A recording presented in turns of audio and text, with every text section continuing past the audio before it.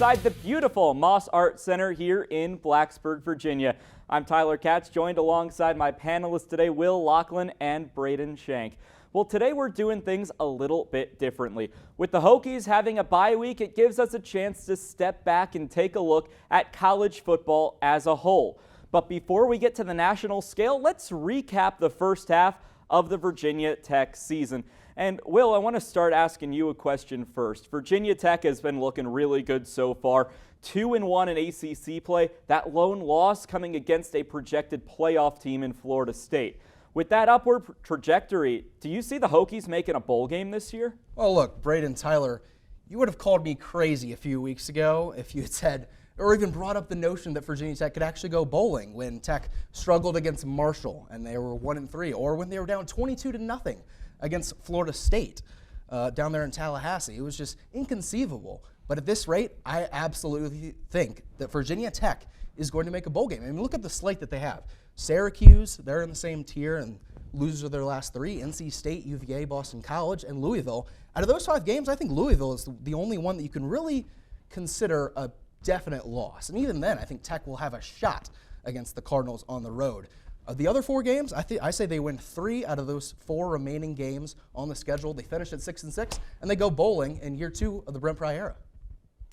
Now, Braden, I want to pass it on over to you. So far, Virginia Tech, what game has stood out to you the most so far this season? And like Will mentioned, a lot of good games left on the schedule. What are you looking forward to the most for the remaining part of the season? Well, Tyler, there's one game that sticks out to me, and it was that Pitt win at home at Lane Stadium. It was just a great performance by Virginia Tech. It really started that upward trajectory for this Virginia Tech team. You look at the last 12 quarters they've played, the last 3 games. With the exception of those first 3 drives at Florida State, they've played near perfect for the other 11 quarters. And especially against a team like Florida State, to go to Tallahassee and play well for 3 quarters is a very good task. So with the way this team is playing, I think a bowl is definitely in sight for them. And looking down the stretch, as Will mentioned, that Louisville game is big, but I think Syracuse is the bigger game. At home, it's kind of a flip game, a Syracuse team that's struggled as of recent. But again, it's a game that can really help you in that bowl contention when you've got BC and UVA coming down the stretch.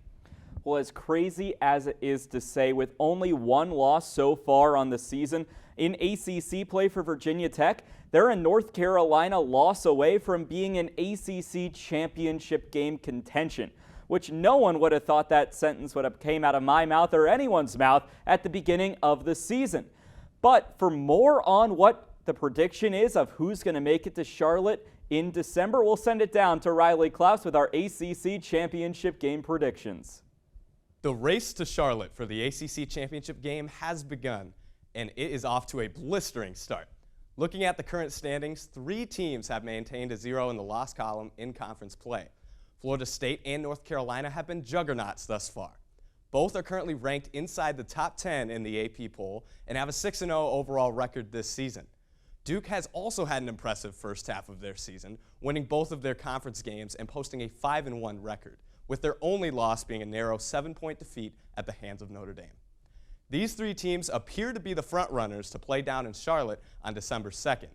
Louisville has also put up an impressive 6-1 record, but a 17-point conference loss to Pitt last week forced the Cardinals to land and may have set their flight off course. Anything can happen in college football, but looking ahead to who will face off in the ACC Championship, let's focus on the 3 leaders mentioned before. Last year, UNC qualified for the ACC Championship with 2 losses, but this year is a different story, and 2 conference losses may be enough to end a team's conference championship hopes. As stated, FSU and UNC have dominated the front half of the season and could be on their way to undefeated seasons, but Duke will look to be the Blue Devils' advocate and play spoiler. Duke has both Florida State and North Carolina left on their schedule, providing the biggest remaining test for both the Seminoles and the Tar Heels. The health of Duke's ascending quarterback, Riley Leonard, will be pivotal for the Blue Devils, and it is unsure whether he will be good to go for this Saturday's matchup against Florida State. Diving into Florida State's remaining schedule, the Seminoles will take on Duke, Wake Forest, Pittsburgh, and Miami in conference. I predict the Noles will run the table and finish the season undefeated in conference play. This would secure FSU a spot in Charlotte, and even if they drop a game, it is very likely Florida State will be one of the 2 teams in the ACC Championship. Looking at UNC's remaining schedule, the Tar Heels will take on Virginia, Georgia Tech, Duke, Clemson, and NC State in conference. I predict the Tar Heels will lose one of these games, and I think it will be Clemson who pulls off a late season upset to eliminate the possibility of an undefeated season for Mac Brown's squad. This would place their conference record at 7-1 and send them to Charlotte. In this situation, Duke is eliminated from ACC Championship contention with 2 conference losses, but if Duke can win against either FSU or UNC, it could change everything. I predict it will be Florida State and North Carolina who face off for the title of ACC Championship in December, likely with the college football playoff spot up for grabs. Let's take a look at what a Florida State versus North Carolina game would look like this season. Florida State's passing game has been dominant as quarterback Jordan Travis has thrown 13 touchdowns and only 1 interception this season.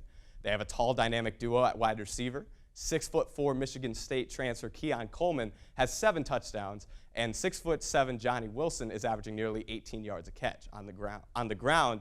Running back Trey Benson is averaging over 7 yards per carry and has found the end zone 6 times. On defense, Jared Verse has been a force on the edge, and linebacker Kalen DeLoach leads the team in sacks with 3.5, posting the highest Pro Football Focus pass rush grade of any linebacker in the FBS. North Carolina has a star quarterback of their own in Drake May, who has nearly 2,000 yards with 12 touchdowns through the air and 4 touchdowns on the ground this season. UNC also received an impactful boost to their passing game when wide receiver Tez Walker was granted eligibility after being unable to play in the first 4 games. Last week against Miami, in only his 2nd game of the season, Walker scored 3 receiving touchdowns, tying the team leader Kobe Paysour in receiving touchdowns for the entire season. On defense, linebacker Kamen Rucker has 6.5 sacks, and Elijah Huzzy has been a ball hawk at the star position, intercepting 3 passes this season.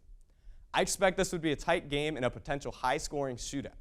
Both teams currently have a top 15 scoring offense in the country, with Florida State averaging over 42 points per game and UNC averaging over 37 points per game. The team who can make more defensive stops and hold the opponent to 3 in the red zone would be the victor. It might come down to who has the ball last. To get specific, I've got the Noles over the Tar Heels 41-34 in Charlotte on December 2nd. I'll leave you with that. Guys? Thanks, Riley. That will certainly be a fun matchup if it comes to fruition between the Noles and the Tar Heels. Well, Braden, I want to toss it on over to you. This is a Florida State team that Riley just projected was going to play in the ACC Championship game that we saw when Virginia Tech went down to Tallahassee a couple of weeks ago. In your opinion, where does this Florida State team fall? Do they go to the ACC Championship game? Are they a playoff team? Are they a national championship team? Just kind of where's the ceiling for the Seminoles in your eyes? Well, in my eyes, I think the ceiling for Florida State is perfect. They're going to win out the remainder of the regular season games. They play Duke this week, which is a tough task, but the game is at Tallahassee. And as Virginia Tech showed, going to Doak Campbell Stadium and playing on the road is not an easy task. Then the rest of their games in ACC play, Wake Forest, Pitt, Miami, they play an FCS team still on the schedule in North Alabama. So after this Duke game, I mean, the Florida State Seminoles aren't really going to be tested all that much. So I think a perfect regular season is definitely in sight. I think they will go to the championship for the ACC, and they potentially could be a college football playoff team if they win the ACC. Well, you mentioned how Virginia Tech, moving things back over locally to Blacksburg, played well for 3 quarters against Florida State. Will, you take a look at the ACC standings, 1-14, and not even standings. Where would you put Virginia Tech in the power rankings of the ACC right now? Well, look, they're 3-4, but 2-1 in ACC play. So a few weeks ago, look, it was easy to put the Hokies at maybe 12 or 13 in the bottom tiers of the ACC. Now, with that improvement that the Hokies have shown over the last few weeks, most notably those home wins against Pitt and Wake Forest, you got to move them up. I think they're in a middle of the pack tier. I would put them 8 or 9 in ACC power rankings. Can't get too carried away yet. The important thing is for Virginia Tech, they play the teams that are likewise in the kind of middle of the pack area like Syracuse and NC State. They're going to have those matchups. There's a chance for the Hokies to skyrocket up and be contenders. In fact, in the ACC as a whole, North Carolina upset. We'll see if the craziness can unfold in the ACC. But if Virginia Tech just keeps the ball rolling, keeps winning, they'll have a shot to possibly make Charlotte. Yeah, which is an absolutely insane sentence, as we were mentioning. No one at the beginning of the season would have put them in the conversation, but here they are in their bye week in contention for the ACC Championship game with a couple of losses from North Carolina or Florida State. They need some help here and there, and of course, winning their games. And it's certainly fun to speculate where Virginia Tech could fall in the ACC power rankings, or tiers, if you will. Well, two of our guys did just that, ranking from S tier down to F tier in the ACC tier list. We'll send it down to Carter Hill and Nels Williams. Well, Tyler, I'll tell you what, we are fired up and ready to go for this brand new segment this week between Nels and I, where we're going to tier the ACC teams from S to Notre Dame. Yeah, and Notre Dame, you don't count. We know you're independent. For that reason, you got your own tier down here. Let's put them right there. And let's start off with Virginia. The lone failing team in the ACC is the Virginia Cavaliers, and Tony Elliott's bunch, man, they're just a bad football team. Lone win over William & Mary, a game in which they were trailing 13-3 in the first half. The Cavaliers, I'm sorry, you're failing. How about the D tier? Yeah, D tier starting off, we got the Wake Forest Demon Deacons. Wake Forest head coach Dave Clawson probably got to be one of the roughest jobs in the ACC right now. Mitch Griffiths and Michael Kern really, at quarterback and the offense, you don't have much there. They are second behind Virginia in scoring in the ACC at the bottom. It's just not looking great in Winston-Salem, Carter. Well, how about the Boston College Eagles? Nobody's seat in the ACC may be warmer than Jeff Hafley's. It's a D. They're 3-3, but I don't see many wins the rest of the way. And then the Pitt Panthers, how about them? Yeah, rounding out D tier, we got Pitt. Pat Narduzzi up there in Pittsburgh. It's not looking too great, sitting at 2-4 right now. Phil Dracovic, their starting quarterback of the year, is now apparently a tight end. It's just a mess up there right now, and for that reason, they're rounding out the D tier. Well, and then how about the C tier, right? Syracuse, what a way to start it. That's the definition of average. A 4-0 start for the Orange, but since then, they have absolutely collapsed. Banged up and battered from an injury standpoint, the Orange have been outscored 81-10 the past 2 weeks and need to pick up a sense of urgency quickly. The Orange are in the C tier. Yeah, they got up to a great start, but for that reason, they just kind of blown their tires a little bit. But then right after Syracuse, we got Georgia Tech. And Atlanta, it seems like they're turning things around after a rough last few years down there in Georgia. For that reason, they're right after Syracuse. They've had some, exciting moments against Louisville. They've kept it in a lot of games, but still, you're kind of in the mid area in the C tier for Georgia Tech. Well, and how about NC State? I mean, the Wolfpack have been a disaster offensively, but they're really good defensively. Just 24 points to Duke last week. But again, the definition of average. This is a very mid-tier now, and NC State is definitely mid. The Wolfpack in the C tier. And rounding out the C tier, finally, we have the Hokies of Virginia Tech. Tech looked lost in the first few games. No identity offensively. Grant Wells was struggling at quarterback. But look, now the Hokies are 3-4. Kyron Drones has really stepped it up. The offense is really produced well. Now it appears like the Hokies could go bowling for the first time in the Brent Pryor, Carter. Which would be big for Virginia Tech. And how about our B tier? The Clemson Tigers have been the class of the ACC for the past few years. Sure, they've taken a step back, but Cade Klubnik could still be him. How about Clemson in the B tier? They still have time to turn it around. Yeah, Clemson got off to a rough start in the beginning of the year, losing to Duke in Durham. That was a huge win for the Blue Devils, who will be coming up just shortly, Carter. But hey, you also have to look out for Will Shipley, who is still as dangerous as ever. But for head coach Dabo Swinney, you got to target the transfer portal, man. It's not looking great down in South Carolina. A B tier for Clemson, it just doesn't cut it, but that's where they're at right now. The A tier, how about this? The Duke Blue Devils, probably the story in the ACC this season, as they were last year. Mike Elko, in his second year in Durham, has done a phenomenal job. Riley Leonard has come out of nowhere. Yes, he's banged up, but the Blue Devils still may win 9 or 10 games and compete for an ACC title. Duke has got to be in the A tier. Yeah, can you believe it, Duke? Like I said earlier, with that massive win over Clemson. But let's not forget about Miami. Miami we're going to have moved up to the B tier. It was a terrible loss against Georgia Tech. They would be in the A tier otherwise, and then they go up to Chapel Hill, and they can't really produce against UNC. For that reason, Miami's in B tier, and for Mario Cristobal and company down in Coral Gables, it still looked like the U is not back just yet, Carter. Yeah, I apologize now. So you got me excited with Duke. I had to talk about the Blue Devils. We move continuously through the A tier, and how about Jeff Brom's boys in Louisville? I mentioned Duke is probably the storyline in the ACC.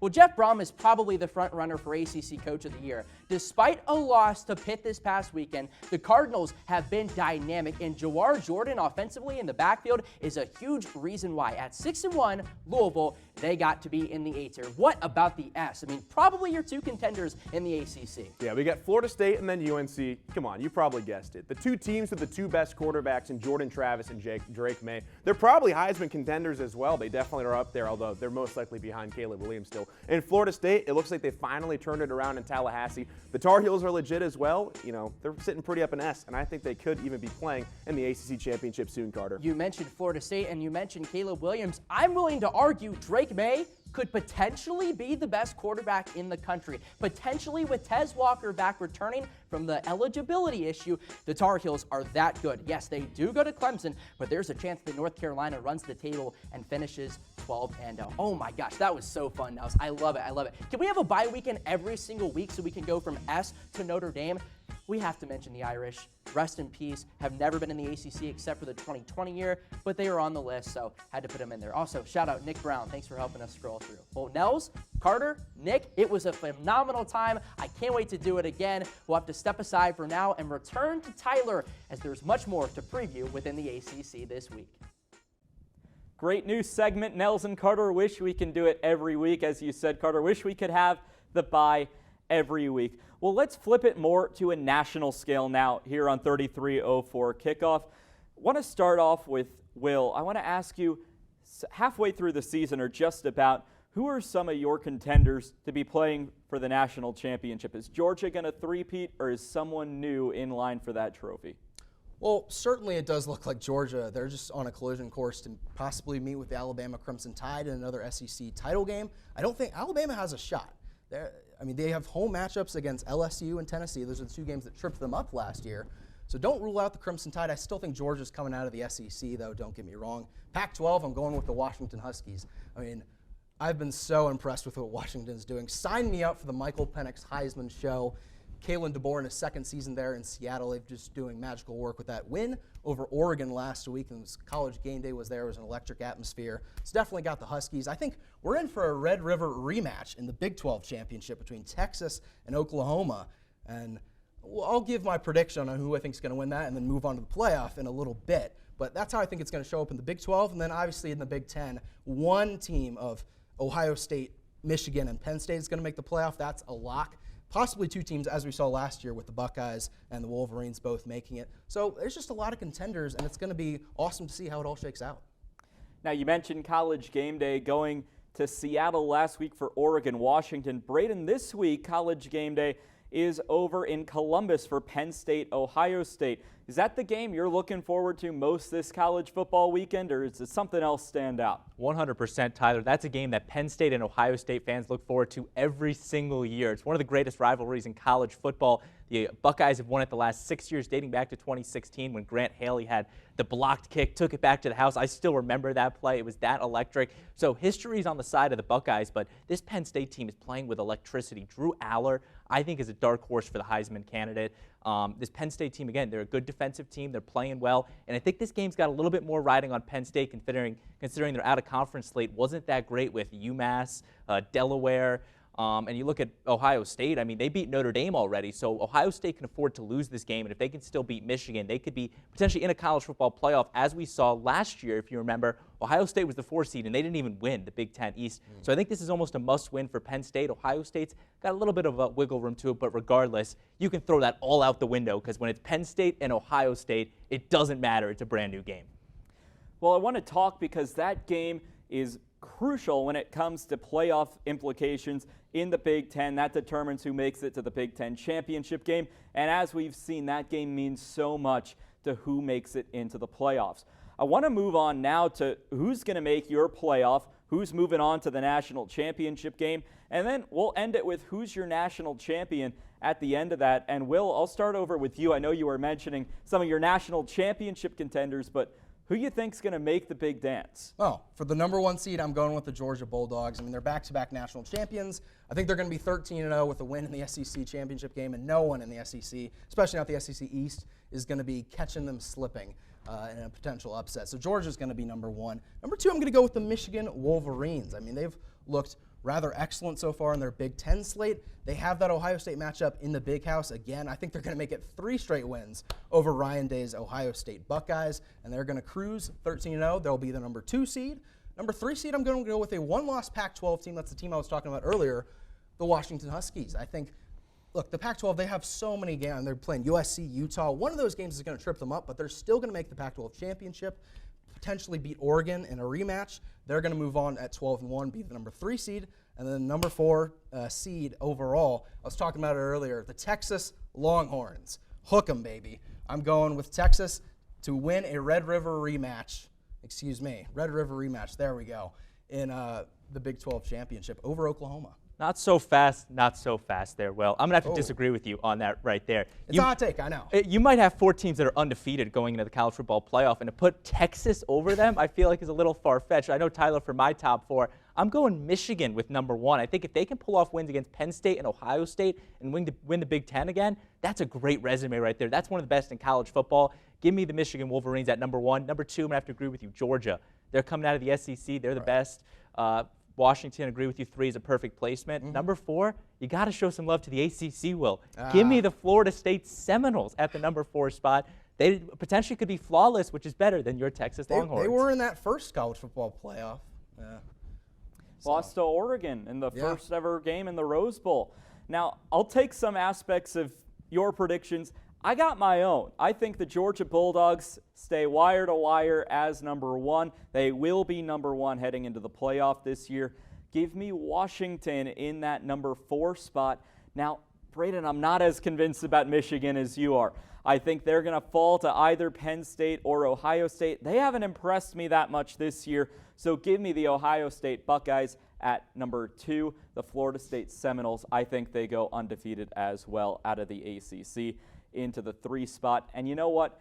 Give me Ohio State, Georgia, that game that was so good in the semifinals a year ago as my national championship, and I have the Dogs to three-peat as well.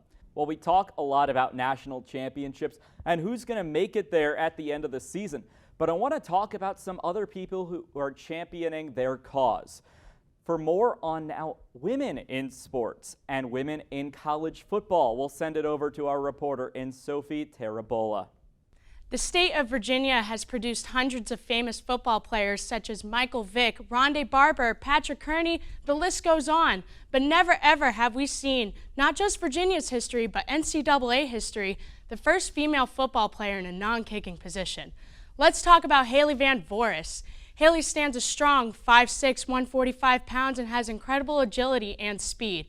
She's currently a safety at Shenandoah University in Virginia, a D3 football program with history of success. Last season they were 8-2, and this year they are currently 6-2, making it an impressive record so far. Van Voris began her football career as a wide receiver and defensive back for her high school's football team. Not surprisingly, she was a 2019 All-State Honorable Mention player in Virginia. COVID-19 canceled her senior season, and Van Voris' coach reported she would have been a team captain and starting receiver that year. Before starting college, Van Voris played a strong safety in the Pro Division of Women's Football Alliance for the DC Divas in Washington, D.C., recording 21 tackles in 5 games. On Saturday, September 23rd, the Hornets played the Juniata Eagles from Pennsylvania. Van Voris was thrown in the first quarter, creating a QB hurry. Knowing one of her teammates personally, Reese Levin, a first-year running back and wide receiver, said, "She's one of the hardest workers on the team, on and off the field. She doesn't let the fact she's a girl affect her drive and aggressiveness on the turf. She's always jumping in drills to get reps and goes all out 100% of the time. When we are all out there, we don't see her as a girl, we see her as a football player." Haley Van Voris is one of hundreds of women who have made history in American football, but her story is inspiring for those female players who want to do more than just kick field goals. Haley is a prime example that if you put your mind to it, you can achieve anything you set your mind to. Thanks, Sophie. Great stuff as always. Well, we talked about the national scale. Now let's reel it back into the East Coast and the Atlantic Coast Conference. Let's give some predictions for the ACC slate this week. We'll first start off with Georgia Tech against Boston College. Not a great game in terms of the watchability, but who you got between the Eagles and the Jackets? Give me the Yellow Jackets, absolutely. They're going to carry that momentum that they established a couple weeks ago in that wild finish down there in Coral Gables against the Hurricanes, and they're going to beat BC at home in Atlanta. I'm going to agree with you on that, Will. Boston College is going to have to travel south to the north of the Mason-Dixon line, so it's going to be a road trip for Boston College, and I just don't think they've been playing to a level that they can take down Georgia Tech this week. Yeah, I think it's a clean sweep there for Georgia Tech. Now switching gears over to the last 2 teams to play here in Blacksburg and lose to the Hokies. Pitt travels to Winston-Salem to take on Wake Forest. Now both those teams are coming off of losses to Virginia Tech, so who you got in the battle between the Deacons and the Panthers? Got to go with the Pittsburgh Panthers. I mean, they had such a statement win against Louisville. What an absolute upset, right? They're going to keep that momentum going against a reeling Wake Forest team. I agree with you again, Will. You look at the numbers of points scored this year. Wake Forest has not broken 20 against an ACC opponent this year, and with their quarterback situation, we don't know if it's going to be Griffiths or Kern. They have a lot of question marks down there in Winston-Salem, so I don't think it matters that it's necessarily a home game for Wake Forest. I still think Pitt's going to come in there, steamroll the Demon Deacons, and leave Winston-Salem with a victory. I think Pitt has a lot of quarterback concerns in their quarterback room as well, but I pretty much agree with you. They looked like the stronger team despite the two scoreboards at Lane Stadium the last time both those two teams played in a game, so give me the Panthers as well. Now I got an easy one for you. UVA against UNC. Shouldn't be that much of a conversation, but could we be seeing an upset in Chapel Hill? Tyler, all I got to say is why? No, I'm kidding. I'm not going with the Cavaliers. Drake May and UNC, they're going to steamroll UVA, in my opinion. Yeah, I'm not sure how close this game's necessarily going to be in terms of a basketball game. This is one you could probably bank. It's not going to see many foulings at the end. I think it's going to be UNC demolishing UVA, probably draining a couple from behind the three-point arc, maybe getting up big on UVA. Yeah, I mean, that one was a pretty easy sweep for UNC. Now, let's see if UVA proves us wrong on the gridiron on Saturday. Our penultimate game is probably the one I think all of us are looking forward to the most for watching. Duke taking on Florida State Blue Devils Seminoles in a battle that may decide who goes to Charlotte in December. As much as I'd love to pick the Blue Devils, I really would love to pick Duke here on the road. Florida State, they've just been dynamite at Doak Campbell Stadium. So I got to roll with the Noles to just win another one in the ACC play. You talk about Doak Campbell Stadium. When you got that horse running out there, they hit the spear in the center logo. That is the toughest. My friend, I was there for it. It was incredible. It's one of the toughest places for any team to come in and play as an opposition, especially with Riley Leonard not at 100%. I think Duke's going to have a hard time coming to Florida State and beating the Florida State Seminoles. So I'm going to ride that horse bandwagon. Give me Florida State in this game. I'm right there with you. Yeah.